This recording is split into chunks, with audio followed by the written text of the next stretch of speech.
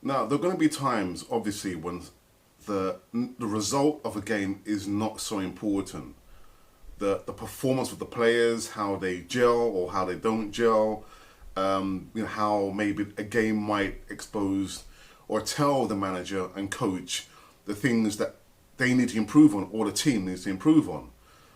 Thankfully, we are still in the pre-season, and it was a game where the result really wasn't that important, but it's more important how some of the bright stars, the bright lights, have been knocking on the door of Unai Emery to be in the first team.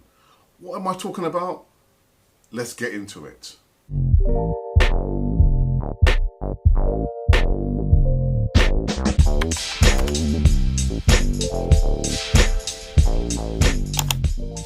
Hi, and welcome again to Cannon Fodder, the channel for Arsenal fans all over the world. I nearly forgot my lines then. I've said it so many times.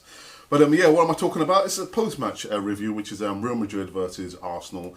Of course, I was up early hours, watching the match, and if I said to you I was disappointed that we lost, it'll be, I was more interested in the players, how they perform or how they didn't perform. And I've got to say again, the youngsters, man. Unai Emery, we talk about the youngsters, being bold and brave and showing, what their worth are. I think it's time for you to be bold and brave, Unai Emery, and actually play these youngsters. You've got to play them in this new season coming up. There are few names being banding around where Arsenal are trying to secure some signings and transfers, which hasn't, happened. Excuse me. And so the answer is been presented to you right there, Unai Emery. It's been presented to you right there. Forget about signing, the players there. The answer is right there. The youngsters. Play the youngsters at the beginning of the season. They talk about those players that we're trying to sign there. Realistically, we only need to sign maybe two players. One in the central defender's position, maybe a left back, and possibly a winger. But that aside, the youngsters really did me proud. So, as an Arsenal fan and you guys got to be proud of the youngsters. Willock, Saka, Nketiah, Burton, even though he missed a penalty, so proud of them, all of them there, how they performed. So really getting back to the match, the dynamic duo, Lacazette and Aubameyang, which the first goal kind of came about as a second bookable offence against a natural way he handballed it for Lacazette, who went round the goalkeeper. But did it spoil the game? I don't think it spoiled the game. It made the game a little more interesting. Of course, both teams were down to 10 men. Socrates got sent off as well for two bookable offences. A silly error there, and a little bit clumsy. But yeah, and then Lacazette, gave the assist for Aubameyang. And when he went round the goalkeeper, I thought, oh no, he's lost the opportunity. But that was a superb goal, absolutely superb goal that he scored there.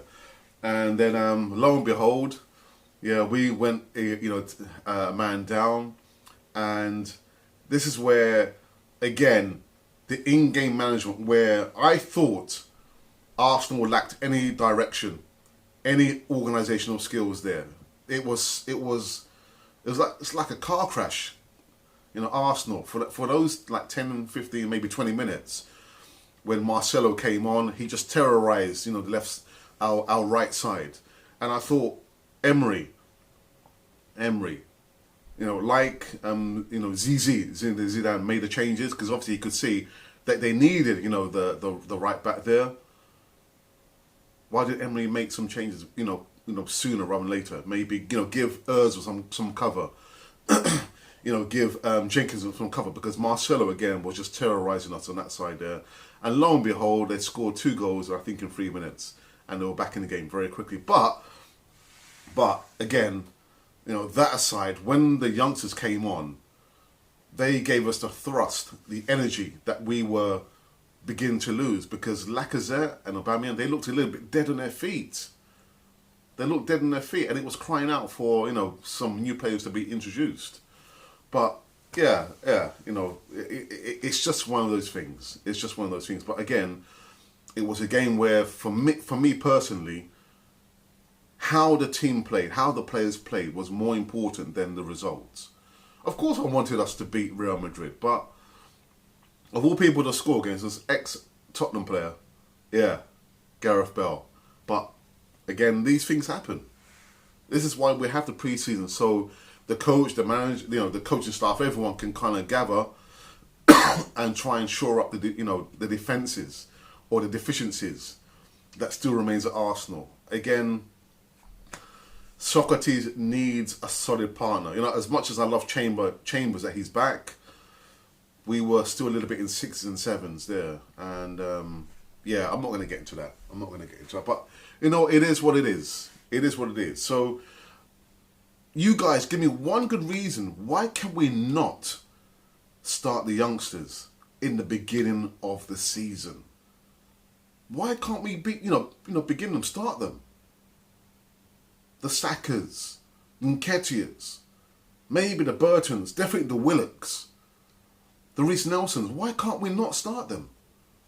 Give me one good reason. You know, put it in the comments box somewhere below. I might leave a link somewhere up there somewhere. But yeah, come on, give me one good reason why we can't start the youngsters. But it's not a fact for the youngsters to be bold and brave. It's for the coach, Unai Emery, to be bold and brave enough to say, right, now is the time for change. Now is the time for the youngsters. The future is bright. The future is red and white. Yeah, I said it, didn't I? Anyhow.